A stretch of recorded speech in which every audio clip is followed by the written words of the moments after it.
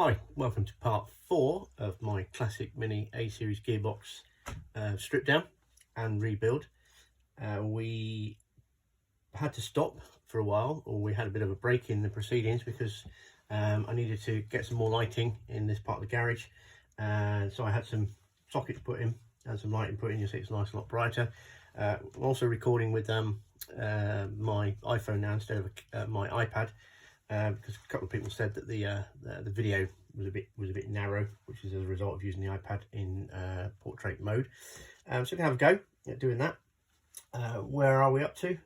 Well, we're about to remove the main shaft, and in order to get the main shaft out, we have to take off this circlip around the outside. I think I did that in the last video, but you need a decent set of circlip pliers to undo this circlip because it is pretty strong. Once that's off, I'm going to reuse that because there's nothing wrong with it. It'll just be cleaned up, put it into the list of parts to be reused, and then we have to remove this bearing, which is the third motion geared bearing. The only way to get it out, from what I've seen watching various videos, is by punching it out from the inside. Now there's not a lot of room, you can only get on a couple of parts of the bearing on the top side, but it will come out. So we're gonna have a go at that. Okay, so in order to get the bearing out, like I said, it needs to be punched out. So I have a selection of tools. I have a set of punches, about 5 or 6 punches in this size. I think this one's the biggest, and goes down to small punches. Ball peen hammer, and a nice lump hammer. Clean up my large screwdriver. Thought I'd have a go with that. So I've already had a bit of a go with it. Had to do it down on the floor because it was sliding off the bench. And now you've got to hit it hard enough to get it out. But having never done this before, I didn't want to damage anything. I do have a replacement replacement bearings in a rebuild kit, which I'll talk about in a bit. But it didn't seem to want to go at first, and then all of a sudden it did start going. This hammer, not enough. Needed a big lump hammer to get the pressure on it. But just got to be really careful because we don't want to damage anything. The main thing to obviously avoid is to hit the aluminium case around the outside, because obviously that's a lot softer than the bearing and the punches itself. So it's just a question of sort of working on the top here and just being really careful, getting it lined up and giving it a tap in a few places. Like I said, I've already had a go at getting this one out. So I'm pretty sure in a couple more taps it's going to just pop out there. There you go. It's out. It's not as easy as it looks, but there you go. So that's the third motion gear bearing out in a wanna. It doesn't feel too bad, whether you get away with reusing that one or not. Something just fell out. Oh, roller bearing out of the end. There's obviously a little roller bearing inside there, which will probably get replaced as well. So like I said, this gearbox is in really good condition, considering it's been sat around in a car stationary for about 18 years. So anyway, that's the third motion bearing out.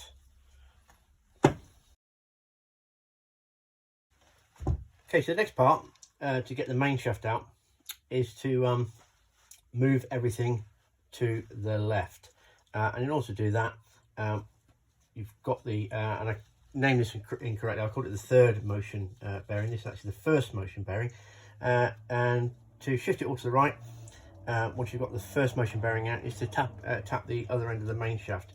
Now the video I was watching is a very old, crusty old gearbox and took a lot of getting out. This one was pretty loose. The other issue I found, and I already noticed this earlier, quite a while ago, is that as I was rotating the main shaft, the bearings in this double bearing seemed to be 1 or 2 missing, and that's because on closer inspection, and I'll show you how this came out, is it's disintegrated on the inside. So good job on stripping the gearbox down and rebuilding it. So I gave the reason that came, I gave it a couple of taps. Didn't need much at all. The whole lot shifted to the left. The other problem is the gear came out, the bolt ring came out, and detent springs and ball bearings went ping, which you shouldn't do. And I've managed to retrieve 1, 2, and I can see the third ball bearing. I can currently only see 2 springs in the bottom of the gearbox there, so hopefully there is a third spring somewhere. Otherwise it will be another order unless they're in the rebuild kit. So the problem I've got now though is although everything has shifted to the left suitable amount to get some space in there, the bearing itself, and I'll get a close-up of this, and the bearing itself has fallen because it's disintegrated. The centre of the bearing is shifted to the left as well. So I was going to try and fashion up a tool using a piece of scaffold pipe to sit down inside to knock everything to the right to get it out. But I'm just going to try and drift it out. The bearing is disintegrated anyway, so it doesn't matter if I damage the bearing, just don't want to damage the gearbox casing. So we'll have a go at that.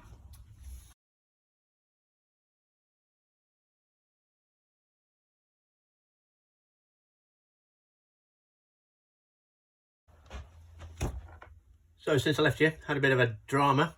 The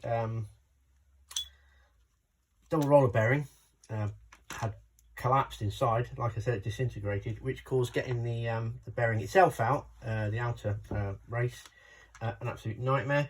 I could get out to start tapping it, and then because parts of this had sprung apart, which I think is only one of the synchro hubs came apart, which was the one on the end which we saw, but a lot of toing and froing and shifting around the moving the selectors, gear selectors in and out, and eventually managed to get it out this way, and here it is. So we're going to have a strip that down, clean it up, have a look and inspect it. It seems okay, but like I say, I'm not an expert, but we'll have a look at that. No real movement in any of the bearing areas. And anyway, there's the what's left of the double roller bearing. There are 11 bearings on either side, I believe. 1, 2, 3, 4, 5, 6, 7, 8, 9, 10, 11, and I found 11 spare ones floating around. So it's not as if one fell out whilst the gearbox was in use and trashed anything. So that's good news. But we'll have a closer inspection of it once we've got it all cleaned up. So next job, like I said, cleaning up the parts, but also I think we'll start off with that. Well, still got to take the selectors out. It's just a question of doing the bolt at the bottom there, and then give it a good degunge.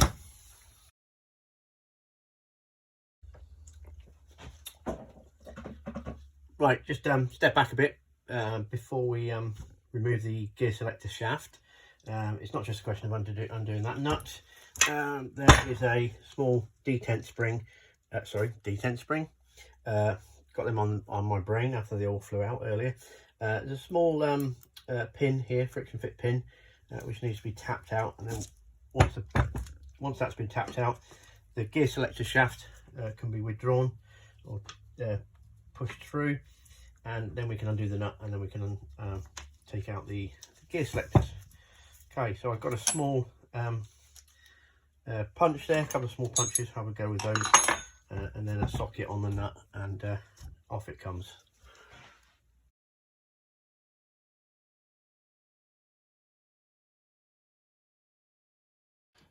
The friction pin, or the cotter pin, a lot more difficult to get out than I anticipated, but using and I bent my smallest punch, but it will straighten up.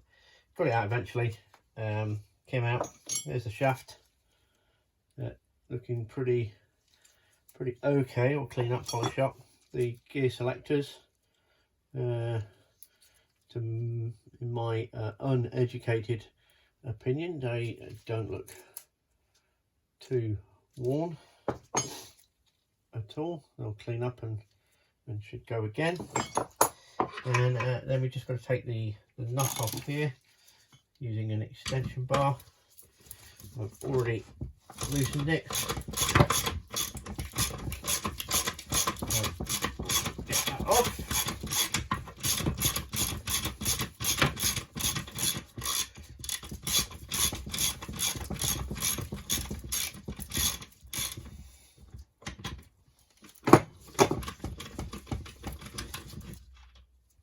There we go.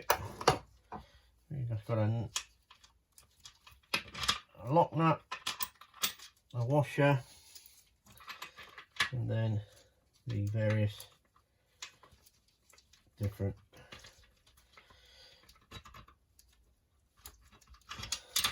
shafts. Another washer between the two pieces there. I'm trying to keep them in order.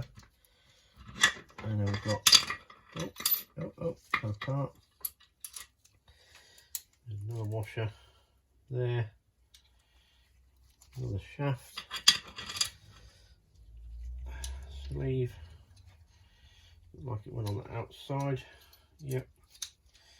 Washer over there. Put that back together like that. Here we go. There's all the gear selectors. So the only thing left in the gearbox now is, and if I find my pointer, yeah, only thing left in the gearbox now is something else I forgot, the idler gear bearing. We're going to fashion up a tool to pull that out, and then the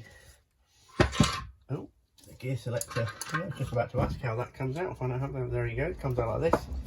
That's fashioned as part of the gearbox sleeving, so that's out. And then underneath you've got this piece here. There's a couple of rubber O-rings which I'll have to investigate whether they can get replaced. I presume they can. And the shaft that the gear selectors sit on, the video I watched, that was punched out as well, but I'm guessing there's a rubber seal around the outside. So again, I'll do a bit of research on that. I'll have a look at that. So like I said, I fashioned up a puller. Information I got from searching for a post, just looking for gearbox stuff on the mini forums. Came across this one when I was looking for information on synchro hubs. There was also a bit on taking out the idler gear bearing. So what I've done is I've got a 22mm socket on this side, which is big enough to catch hold of the bearing, outer of the bearing, but narrow enough to actually go through the hole that the bearing sits in. A couple of nuts locked together there. Piece of 10mm threaded bar, which I had around, had a 10mm bolt, but it wasn't long enough. And all I should be able to do is tighten up this one here. We should pull it through that side there, and should take out the bearing.